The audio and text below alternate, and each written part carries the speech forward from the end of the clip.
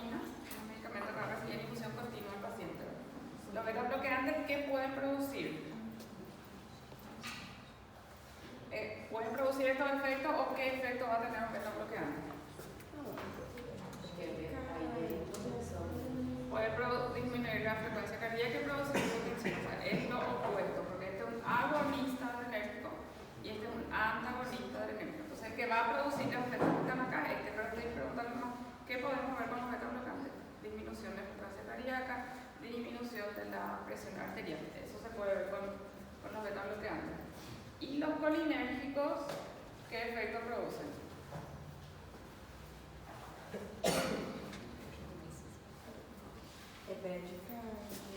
Bradicardia también. Y puede producir disnea cuando hay chiado, por ejemplo, pero lo que suele producir es disminución de la frecuencia cardíaca y puede también hipotensar al paciente.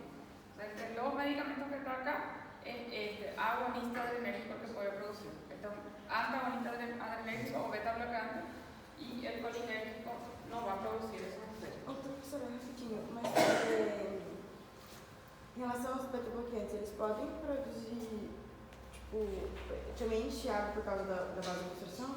La broncoconstricción también pueden producir. Eso sería como un efecto adverso, o sea, pueden producir un efecto adverso pronto. Gracias. ¿Se entiende ahí? Una pregunta. Paciente que tenga, que sea portador de miastenia gravis, que presenta debilidad muscular, miosis cialorrea y dolor abdominal, ¿qué se debería hacer? Ahí primero, ¿a qué corresponden esas manifestaciones? La miosis es una manifestación de qué, de exceso o de activación de qué sistema. Miosis, cialorrea y dolor abdominal.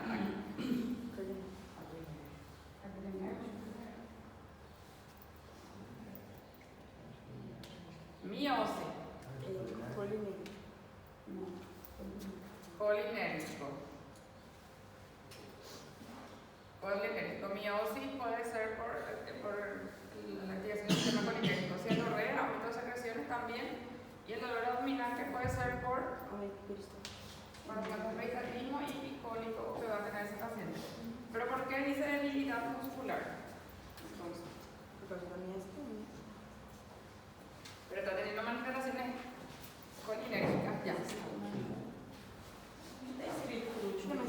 Dolor abdominal. Mas temos um caso de debilidade muscular?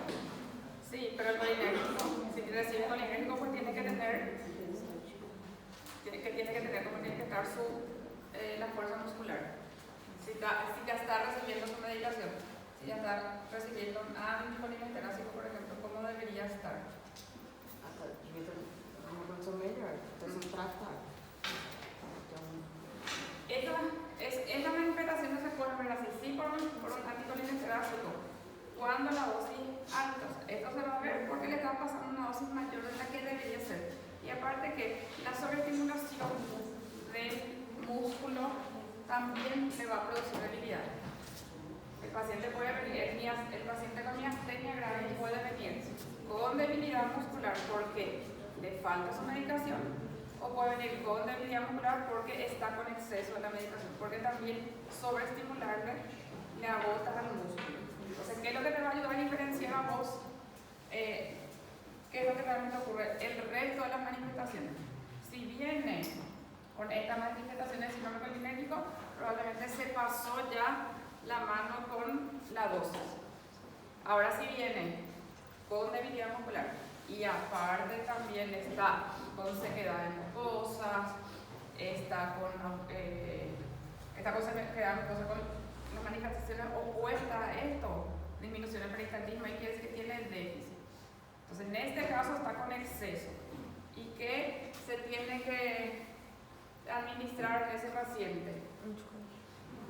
Ahí en ese caso es tratar de contrarrestar el efecto del colinérgico, que está con exceso, que está con una intoxicación de ese paciente por su medicamento. Entonces, en ese caso, un anticolinérgico. Por exemplo, eu posso acontecer tipo, no músculo dar um paro Contração? Não coração, né? Porque o coração aí no caso não seria mas tipo, não para, mas assim, sei lá, dá un tweet. Él puede tener contracturas, puede tener contracturas cuando es sobreestimulado, pero puede tener contracturas y después se relaja cuando ya está muy agotado. O sea, acá lo que en este caso, como está con una medicación de exceso, se debería suspender su medicación y administrar un poco de anticolinérgico. ¿Sí? ¿Se entiende? Entonces, lo que te va a ayudar a la debilidad muscular puede ser por exceso o por déficit también de acetilcolina. Lo que te va a ayudar a definir su cuadro es si es el resto de las manifestaciones, si son de síndrome colinérgico o de anticolinérgico. Para los cólicos intestinales con deposiciones líquidas, ¿qué podemos utilizar en el paciente?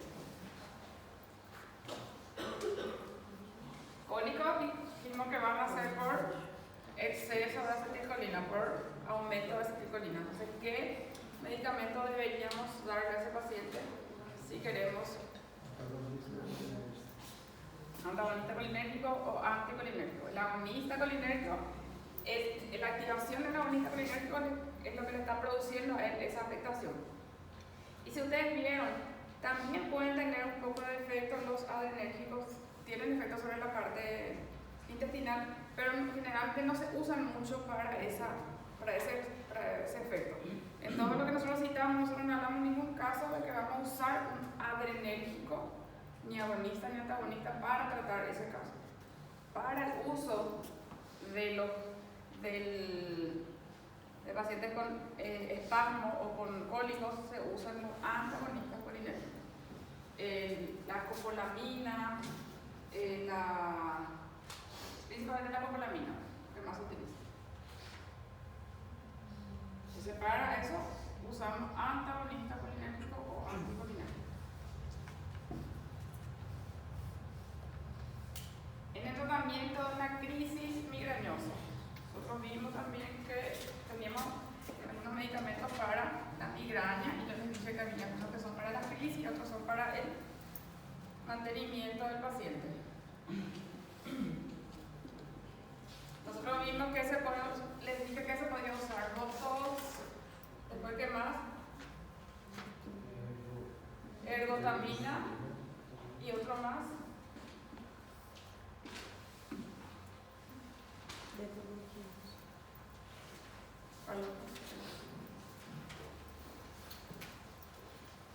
Uno más. Este es un anticolinérgico.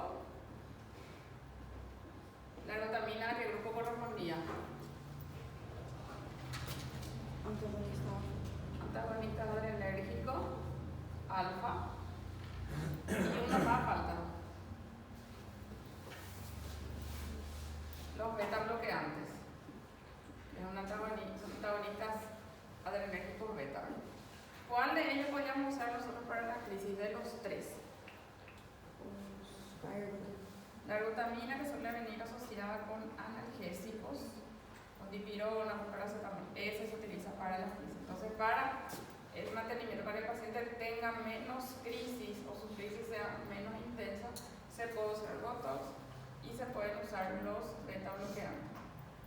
Esto se va a hacer su aplicación cada tantos meses para disminuir su crisis. Este medicamento suele tomar, cuando usa para la migraña, tiene que tomar todos los días. Lo que va a tomar cuando le duele, cuando está con su dolor, es la ergotamina. Es el medicamento que va a recibir cuando está con su crisis. Aí no caso seria o antagonista Alfa-adrenérgico, sí. Para este antagonista beta-adrenérgico se va a usar para el mantenimiento, entonces por eso no es. Los agonistas colinérgicos no tienen acción en esa parte. Los anticolinérgicos son Botox, pero se usa en casos de pacientes con solo para el mantenimiento, no para el caso de las crisis.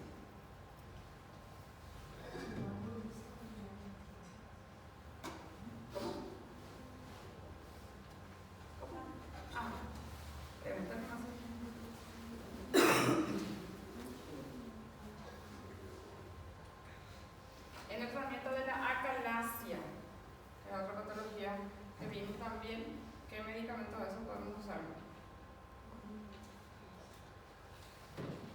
galaxia albina un aumento del tono del esfínter esofágico inferior que se quiere relajar. Entonces lo que tiene que pensar nomás es solo que algún medicamento que relaje ese esfínter esofágico inferior.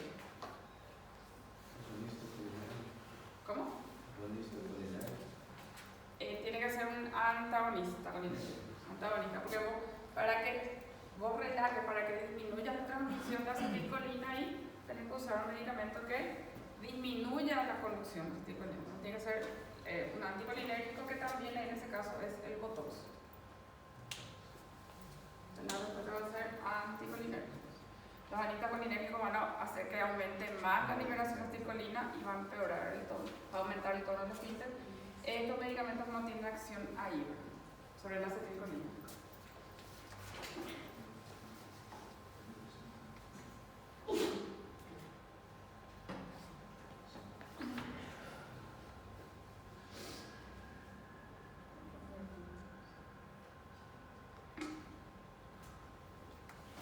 Para tratamiento de una crisis asmática, ahí también cuando vimos la parte de crisis de asma o de crisis asmática, broncoespasmo, también nosotros tenemos así los medicamentos. Lo que se usa para crisis y mantenimiento, lo que se usan para mantenimiento son los que tienen una duración más prolongada, que eran cuáles. Tiotropio y este que era, ¿de qué grupo? ¿Anticolinérgico o beta 2? Anticolinérgico. Y el otro, tiotropio, infratropio para la crisis. Y entre los beta 2, salmeterol. Y acá puede ser salbutamol o fenoterol igual, ¿verdad?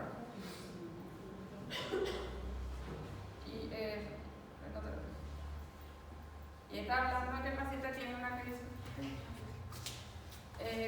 crisis, asmática el paciente y está con taquicardia. O sea, de todo lo que tiene para la crisis que le va a convenir más al paciente. Eso es lo que está con taquicardia. Mas o hipotrópico também não dá? No, el hipotrópico no. Recuerden estos dos, lo que son anticolinérgicos. Lo que son anticolinérgicos no aumentan la frecuencia cardíaca, solo actúan sobre la parte respiratoria. Entonces, estos dos actúan solo en la parte respiratoria. Lo que sí pueden afectar a la parte cardíaca son estos. Sí, los beta 2 adrenérgicos, esos sí pueden aumentar. Entonces, entre lo de acción rápida, el que no va a tener efecto sobre la frecuencia cardíaca va a ser el hipertropio. Entonces, el que se debería hacer en el paciente es ese. Este es de acción rápida, pero es beta 2.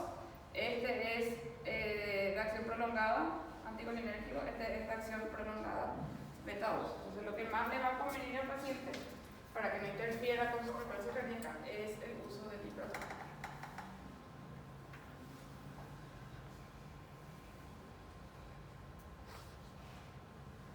Y en el tratamiento del mantenimiento del paciente, que ahí podemos usar de lo que está ahí.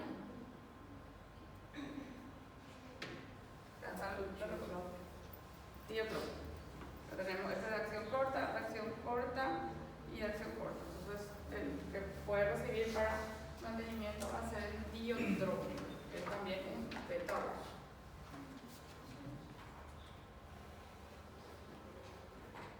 ¿Alguna pregunta? ¿Alguna que quede claro de eso?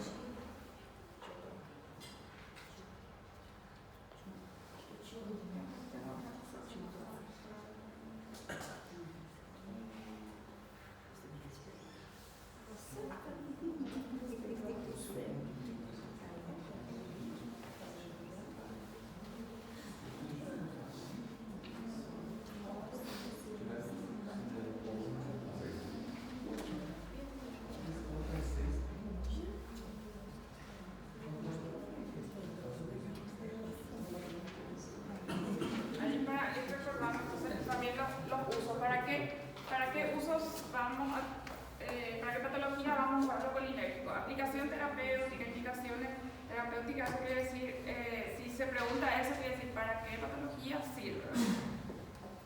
Los colinérgicos, ¿para qué caso nosotros usamos? Para afectaciones del músculo esquelético, cuando queremos aumentar la fuerza muscular del músculo esquelético, miastenia gravis, paciente que está intubado, o sea, que está anestesiado y queremos que pase el efecto anestésico. Afecciones digestivas, ¿en qué tipo de afecciones digestivas se usa el colinérgico? ¿Un ejemplo o para qué? ¿Qué pueden decir? ¿Qué tipo de afecciones digestivas van a requerir la utilización de colinérgicos? ¿Cómo? Hígado paralítico puede ser en patología donde queremos aumentar el peristaltismo del paciente. Puede ser un hígado paralítico, puede ser una gastroparesia, puede ser la enfermedad por reflujo gastroesofágico para que el paciente, el vaciamiento gástrico sea más rápido en el paciente. En afecciones urinarias que se relacionen con incontinencia o con hipotonía de la vejiga, ¿en cuál de los dos se usa? En lo que es urinario.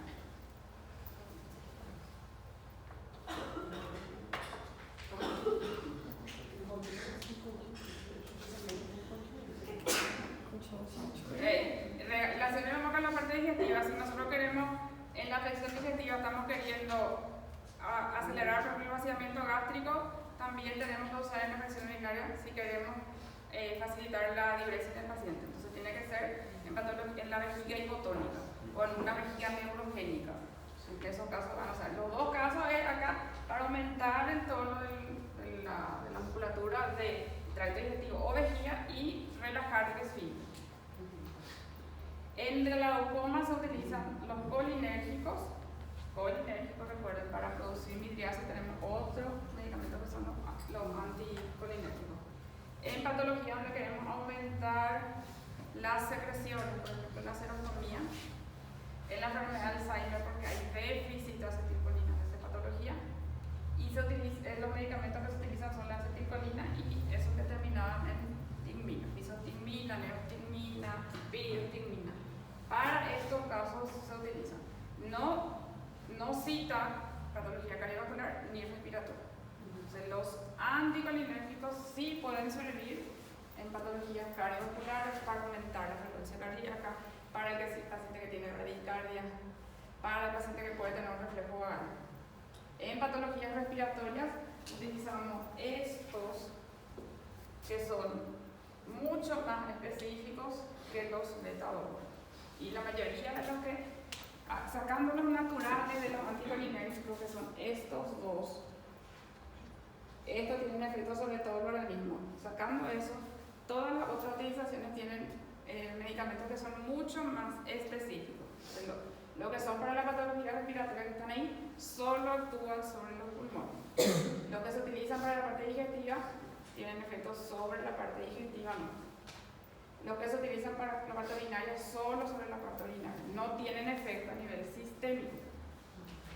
En el caso de, acá yo les dije que para aumentar la frecuencia cardíaca, acá están esos dos, hipertropio y diotropio. En patología digestiva, acá, ¿para qué se va a usar? ¿En qué patología se puede usar?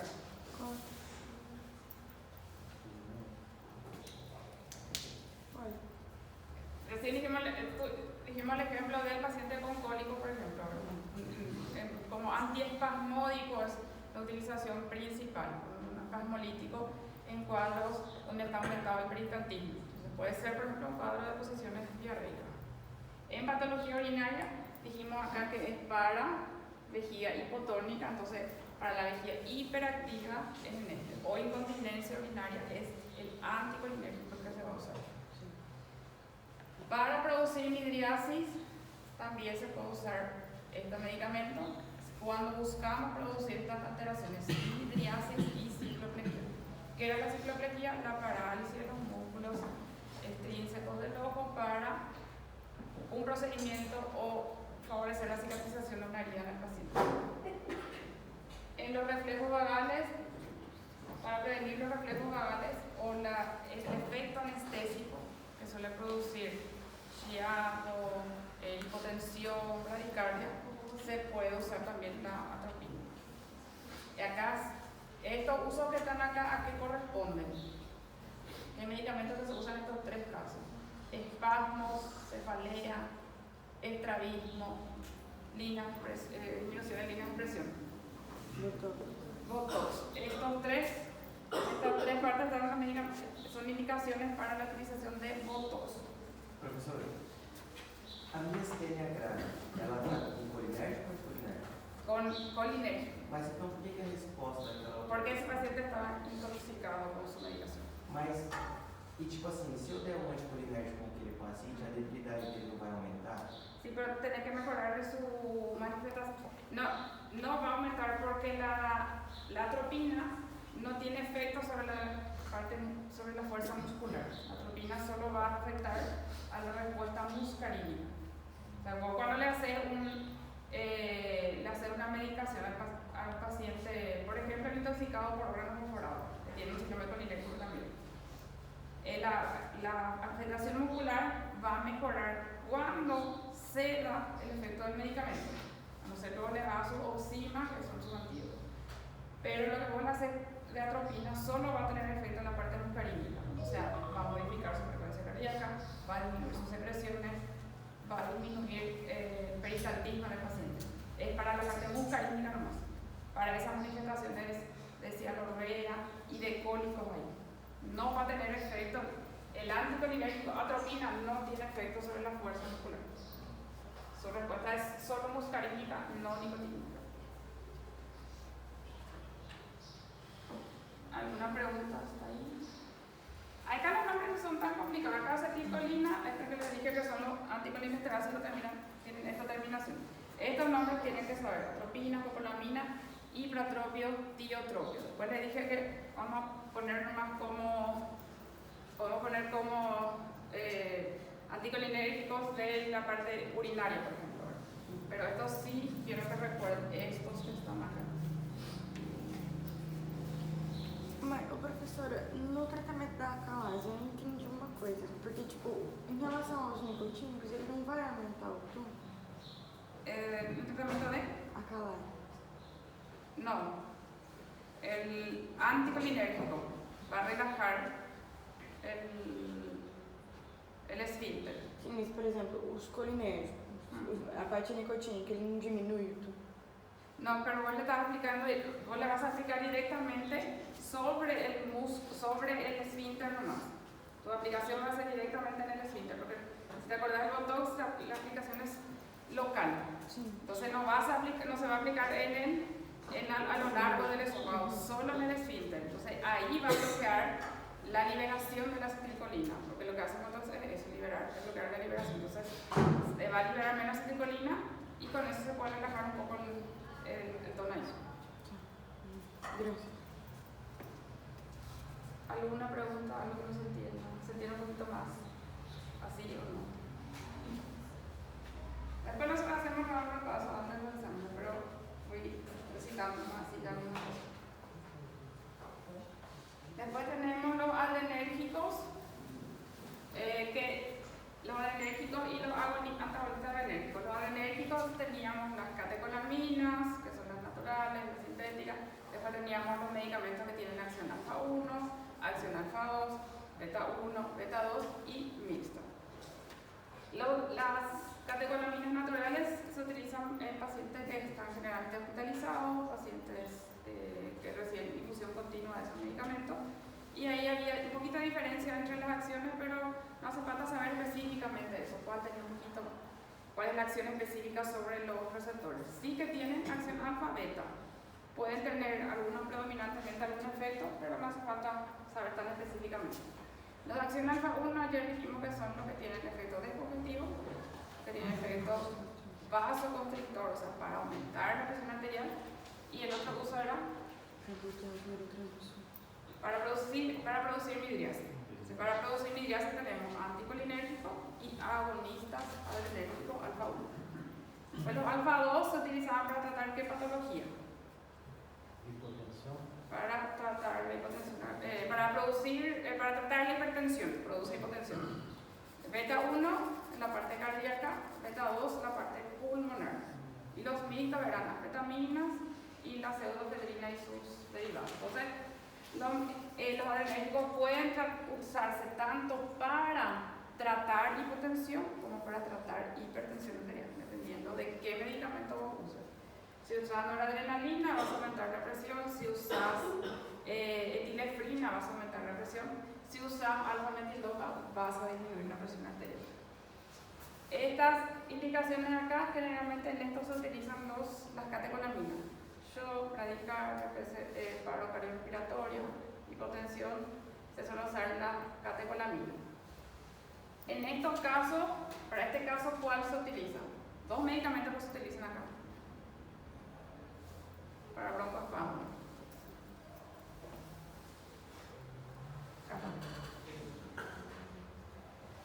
Salbutamol, fenoterol, salmeterol, los beta 2 y también que otro tipo de medicamento dijimos que se puede usar para broncoespasmo severo. Recordamos que no se con otro medicamento.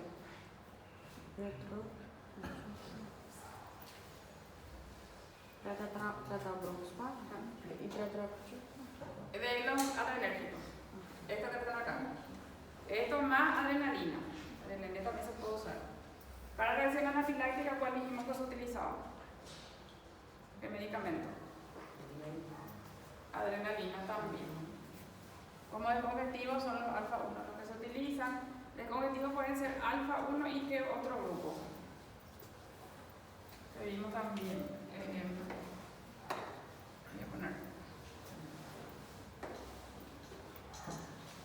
alfa 1 dijimos descongestivo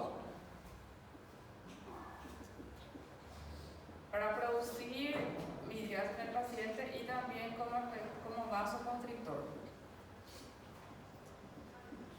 Los alfa 2 se utilizan para producir lo opuesto, que es vasodilatación y disminución de la presión intraocular. Beta 1, hominotrópico. Beta 2, broncodilatador. Y los mixtos teníamos dos medicamentos ahí, que son las anfetaminas y el otro ¿cuál era? Ahí, la pseudoefedrina. Entonces puede usarse como descongestivo, tanto un alfa 1 como también que forma parte de los descongestivos. Um descongestivo é o que anestesia? Descongestivo, midriasis y vasoconstrictor. Para producir midriasis es uno, para producir disminución de la presión intraocular es otro.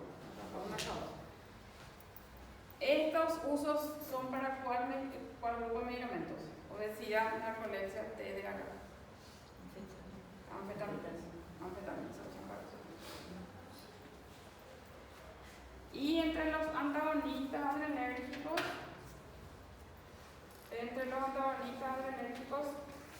teníamos los medicamentos que se usan para, se dividían en lo que son alfa y beta.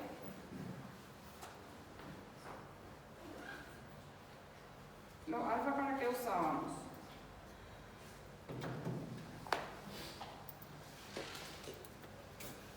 Los alfa usábamos para esto que está acá. Los dos primeros renglones corresponden a los antagonistas adrenérgicos que tienen efectos sobre los receptores alfa en la hipertensión arterial, en la enfermedad renal, en la hiperplasia prostática benigna, en receptores alfa que están en la próstata.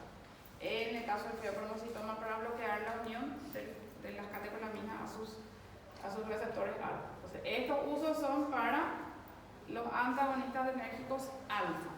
Estos no tienen tantas utilizaciones, o sea, tantos casos donde se utilizan. Todo esto que está acá corresponde a los beta bloqueantes, medicamentos beta bloqueantes, que van a tener efecto en la parte cardiológica y en la respuesta, en estos casos, en la respuesta adrenérgica a los pacientes. Acá, el efecto sobre la parte cardiológica, principalmente la acción beta 1, HTA, arritmia, hipertensión arterial. En estos casos, la acción alfa 1, o sea, la acción beta porque acá en estas patologías está aumentada la respuesta adrenérgica. El paciente hipertiroideo, que dijimos ayer, el paciente con temblor y el paciente con ansiedad. Para bloquear la unión de la adrenalina a sus receptores. En la migraña mejora, pero no sabemos bien cuál es el mecanismo por el que mejora. En la varices esofágica dijeron ayer dijeron por qué se hacía. ¿Qué producen las varices esofágicas los betabloqueantes? Vasoconstricción. Y en el glaucoma también, para disminuir la presión intraocular.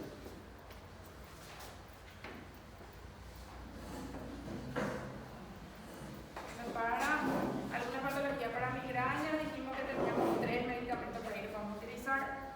Vean después cuáles eran de eso. Para la parte respiratoria tenemos anticolinérgicos y beta-2 adrenérgicos. Acá tenemos beta-bloqueantes, botox, ergotamina. Otra patología para el glaucoma dijimos que son 3 grupos, que son cuáles los que utilizamos acá. Colinérgicos después, beta bloqueantes y alfa-2 adrenérgicos. Otra patología que está ahí, ¿qué me iba a decir? Esos son los que están en común acá entre esos medicamentos. De los antagonistas alfa-adrenérgicos se utilizan más para patologías sobre los vasos sanguíneos que tienen acción alfa-1, hipertensión arterial, neurocitoma, enfermedad renal. En el caso de la hiperplasia prostática benigna es por la acción que hay sobre los receptores de la próstata. En la migraña no se sabe cuál es su mecanismo de acción y también en el caso de los beta-bloqueantes no tenemos muy claro. Los beta-bloqueantes sí actúan mucho en la parte cardiovascular y después en otras patologías que están ahí especificadas también. Hipertiroidismo, temblor, ansiedad y varices esofágicas. Doutora, Sí. no caso da varice esofágica, o antagonista adrenérgico ele provoca vasoconstricção, é isso? El beta-bloqueante. Beta-bloqueante. Estos dos renglones están primeros. Las 2 primeras líneas son de alfa y este aquí todo es de beta. El beta-bloqueante en las varices esofágicas produce vasoconstricción. Lo que hace en ese caso es, si hay vasoconstricción, la variz está menos evidente. Lo mismo que un ejemplo en las piernas, las varices que están muy dilatadas se ven más fácilmente el paciente se va a dañar, si es que choca por algo se va a romper eso, ¿verdad? Se puede romper. En el caso de los medicamentos que se utilizan así, en esas varices visibles, es un medicamento que esconda un poco más esas varices, que produzcan una vasoconstricción, entonces más difícilmente se va a producir una rotura de la variz con esa finalidad. Los efectos adversos de estos medicamentos también tienen que recordar, eso está por exceso de la medicación. En el caso de la intoxicación colinérgica, el paro colinérgico es por exceso. Todas las manifestaciones del síndrome colinérgico. En el caso de un exceso anticolinérgico, las manifestaciones del síndrome anticolinérgico, que vimos la parte de toxicología. En el caso de los agonistas adrenérgicos también, el exceso va a producir taquicardia, hipertensión, temblores, y en el caso de los antagonistas, los efectos que van a tener es dependiendo de cuál es el tipo de medicamento. Si es que lo que se usa es un alfa, estamos usando un alfa antagonista, principalmente, ¿cuál es la manifestación? El efecto adverso. El efecto adverso de los antagonistas alfa, ¿cuál es el principal?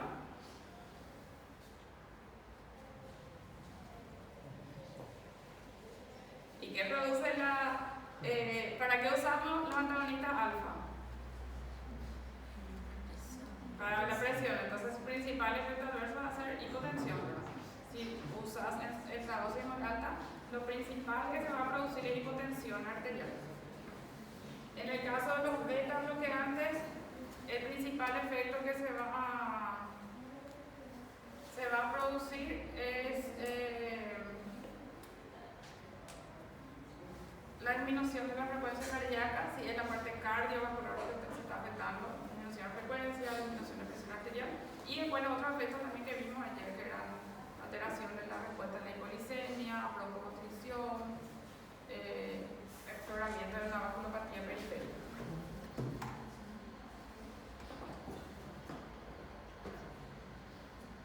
De esos, cuando vayan estudiando así, anoten qué medicamentos se pueden usar para estos casos. Estamos diciendo así todo por separado, pero con qué podemos usar para la presión arterial, para disminuir, para aumentar, cuáles pueden producir taquicardia, cuáles disminuyen la frecuencia cardíaca, cuáles aumentan.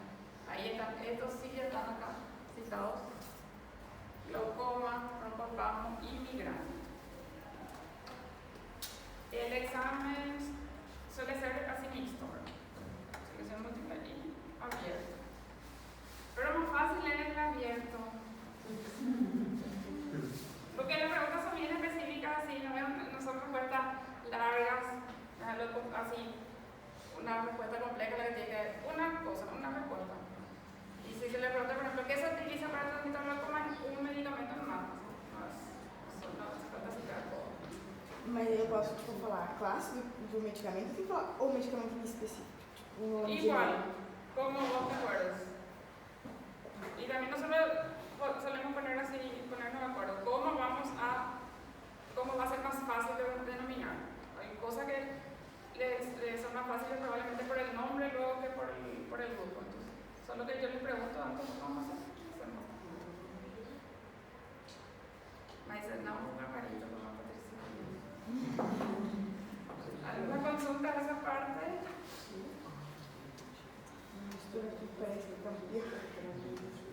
Es que este capítulo lean del libro para poder entenderlo. Es lo que más cuesta. Primero que empezamos luego en esta parte de los medicamentos. Y eso es lo que más le suele costar a los alumnos para entender. Y por eso tienen que leer del libro. Entonces es un poco más claro.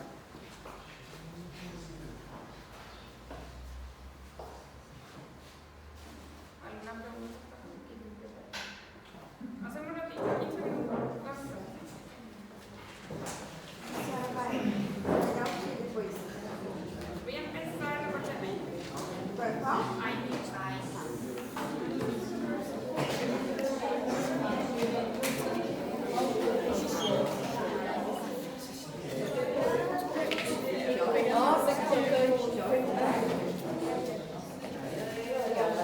Acho que eu vou parar, peraí. Então vai.